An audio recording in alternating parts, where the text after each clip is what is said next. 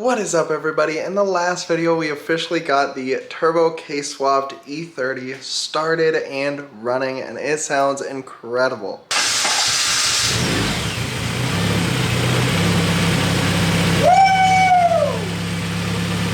In today's video, I wanted to give a huge shop update and just explain what's been going on, why I haven't posted in 2 weeks, and what's going on with the other E30 that we bought. All that in today's episode. My name is Ryan. This is Project Race Car. Let's get into it. Well, I don't know if you guys can still hear, but I'm just recovering from a gnarly sickness. I'm not sure if it was COVID or whatnot, but it was really gnarly and I wasn't able to get out a video last week. So you guys might notice that the car is actually back on the ground, and I had some time last week before I got sick, and I actually bled the brakes and was able to get the car back on the ground since we kind of finished up the exhaust and got everything going. I made sure that there was no leaks underneath the car, and still so far so good. But when I logged into the Link ECU software, I noticed there was something weird going on with the map sensor. Now this is a K24. I have a Link HC20X, which is for the K20, and so I have a question. Currently my 4-bar map sensor isn't actually calibrating correctly, and so if you guys have any information, let me know what you think is going on. It says that it's off by like over 5% or 5 kPa or whatever. So I'm having an issue currently with the map sensor not reading correctly as the baro pressure sensor in the ECU. So if you guys have any information, it would be greatly appreciated in the comments down below. Once we get that situation figured out, then we can actually kind of fully wrap things up and bring the car to a dyno session. But I've read that it could potentially be a like some sort of short in the wiring harness or something not reading correctly. So we need to figure that out before we waste the tuner's time and before we waste my time bringing the car there and all that jazz. So we need to get a couple things dialed in before we actually do the tuning process. So we are still getting the E30 figured out, but I wanted to show you guys what I have been doing on the silver E30 because that's extremely exciting. You guys will also have to excuse me because I haven't been wanting to work outside in the garage because it's been 100 degrees every day here in Austin. So it's been quite terrible and just outrageously hot. Outrageously egregious, I don't know, something like that. If you guys didn't see, here is the kind of restoration project that I bought. That is also a 1991 BMW 318i, which is the same car as my red one. As you guys saw in one of the videos, we actually cleaned the carpet, but I got the carpet back in and we fully detailed this thing, and it looks incredible. Passenger side is all done too, but it looks incredible in here, and it smells even better. This car currently doesn't have any AC, and the windows aren't working, so I haven't been able to drive the car, unfortunately, because I will straight up have a heat stroke in here. But I did want to actually work on the car today. So if you guys notice, this is the 4-door version of the 318IS. And the IS comes with a 410 limited slip differential. However, this comes with an open diff, and we need to fix that. And luckily, I have that exact diff laying around. What's funny is that this is the same diff that came out of the red E30. I knew that this one couldn't handle the actual torque since it is a small case diff, but what it can handle is the 132 horsepower out of the 4-cylinder that's in the car right now.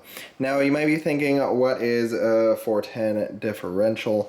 And that basically is just the ratio. So if we go ahead and mark right here, it's the amount of rotations for this to rotate for one rotation of the axles.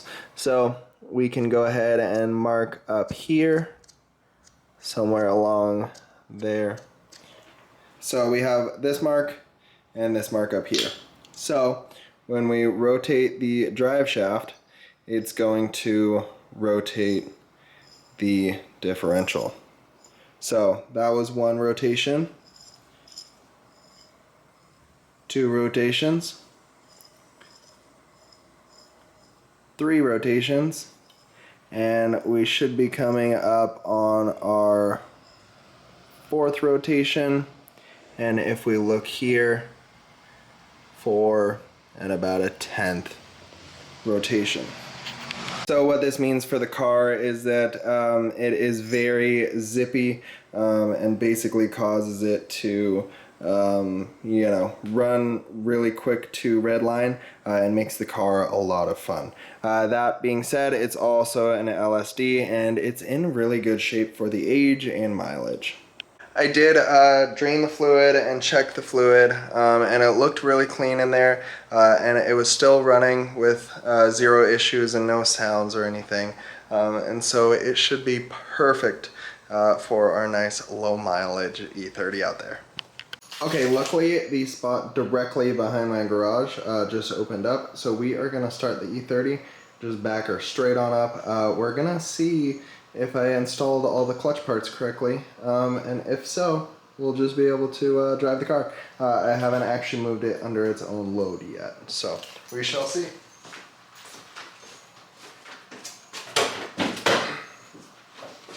Come on, Greta.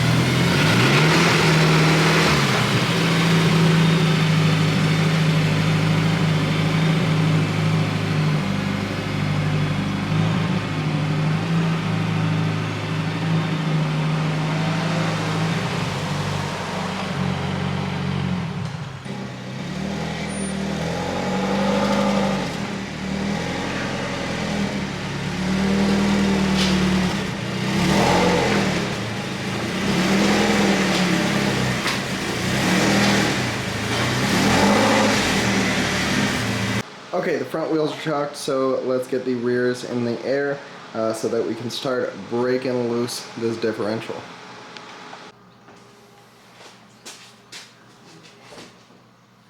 That's not going nowhere.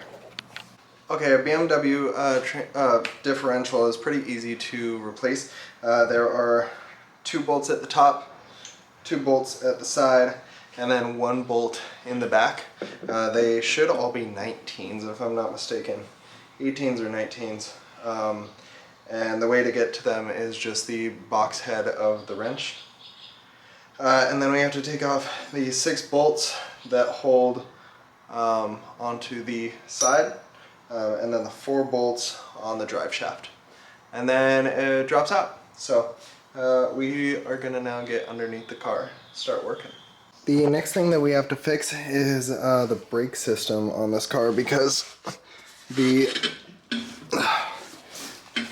e-brake is currently off. So that means one of the brakes is seized. So this thing needs all new brakes. So we will get those ordered. Whenever I'd start engaging the clutch, I realized that the car was like having a hard time like moving forward, and then you would feel it all of a sudden break loose. And the same thing with the other side. So it might be the e-brake cable that's either too tight or just seized.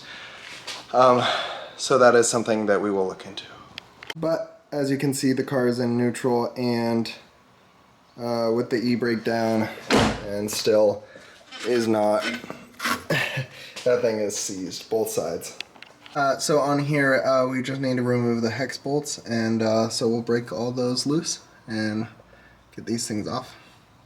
Okay, now all we have to do is pull off this bolt, and then the 4 bolts on top, and then the thing will drop. So I'm gonna pull off all the bolts right now.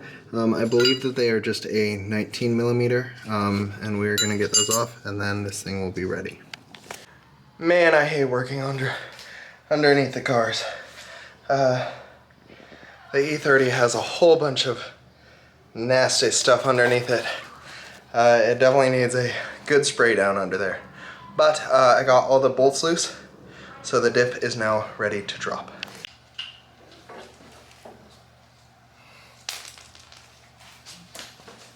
Now, to the other side.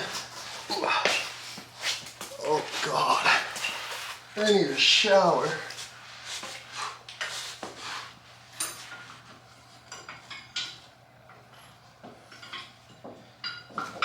Okay, let's drop this thing.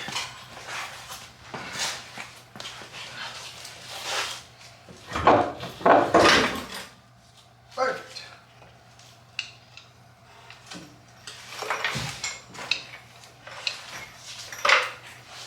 Oh, BMW makes the rear diff so easy.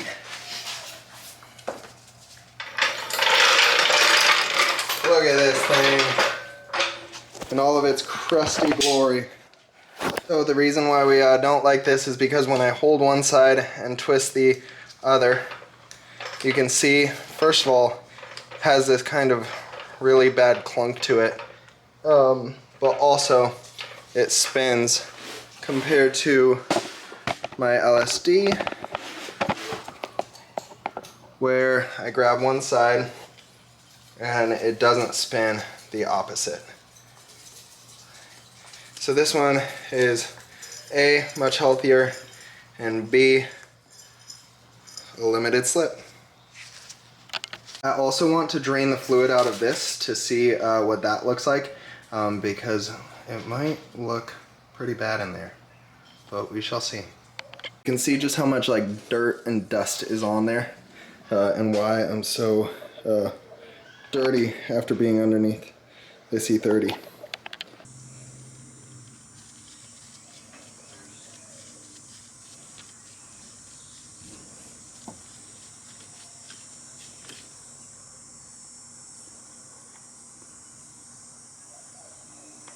Okay, I was actually really surprised with how the open diff actually looked inside. The oil actually looked really clean, so I might pop open the cover and just kind of inspect it to see what's kind of making that clunking sound. But we are going to get the new diff in. Took a wire brush and just kind of cleaned it off a little bit. It doesn't have to be pretty, but this thing is ready. Unfortunately, filming underneath the car is really obnoxious, and there isn't a lot of room. So I'm just gonna get this thing in and then show you guys it bolted up.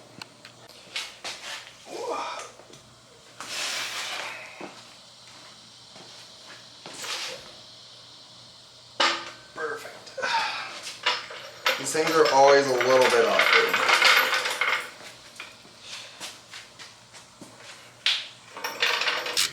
We got all 4 of the bolts holding up the diff, and now I'm just working on these axles, and then we'll make sure that the drive shaft is tight, and then we will be able to get this thing down and go take it for a test drive. Okay, we're down to the last bolt. Ugh.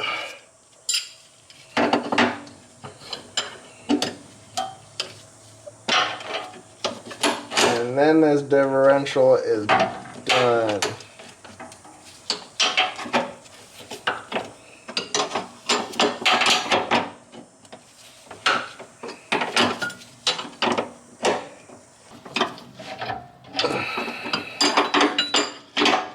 Honestly, that should be good enough, right? Perfect.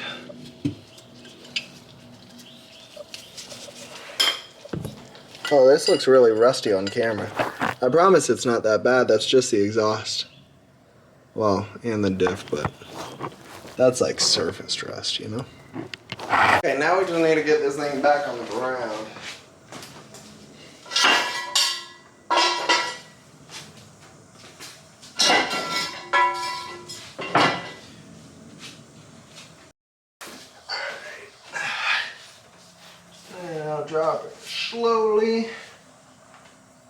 Oh yeah.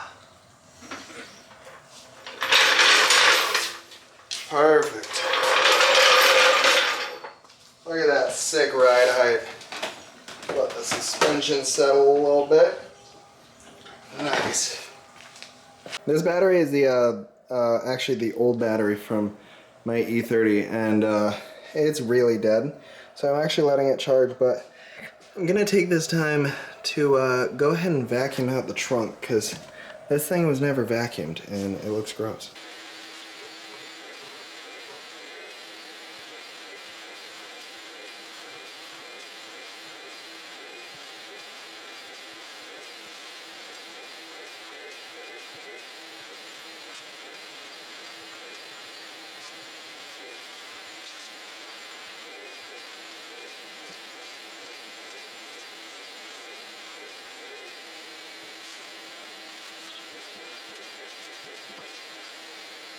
Alright, that looks much better. Clean car is a happy car, you know? Alright, let's see if this thing wants to start. Promising. Not promising. Okay, I hooked up the battery pack. Let's see if that did it. There we go. This thing is a lifesaver. Okay, let's take it out. Let's see how it does. We'll open up the sunroof so that I actually have some circulating air in here. But yeah, the carpets came out really good. Very happy.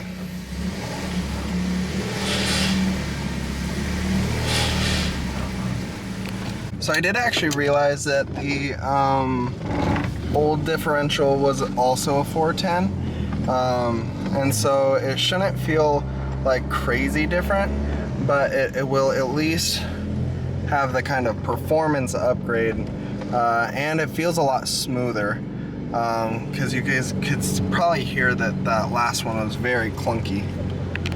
The car definitely needs new brakes, like I mentioned and like I showed you guys. I mean, they're just like kind of sticking. So again, I'm not sure if that's the e-brake or if that is like the brake brakes, like the caliper being seized. So I'm gonna order a full new set of brakes for this thing, and that way we can start actually driving this thing and getting it actually registered. What is that? Gross. Just had a whole bunch of dirt. But yeah, I want to actually start driving this car. We need to fix the odometer, because the odometer is stuck at 147. And other than that, it's been a good car. It's definitely had a lot of electrical gremlins, which definitely isn't always good. But I don't know, all things considered. Okay, we're gonna do a sick pull. Prepare your guys' self. Oh my god.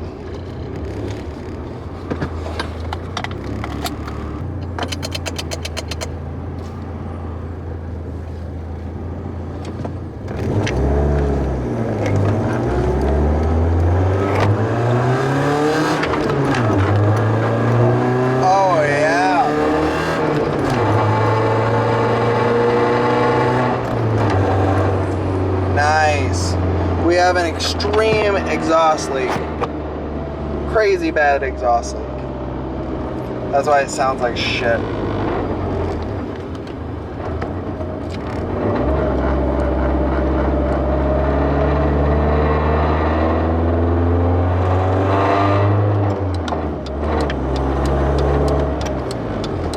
The car actually feels a lot smoother after this.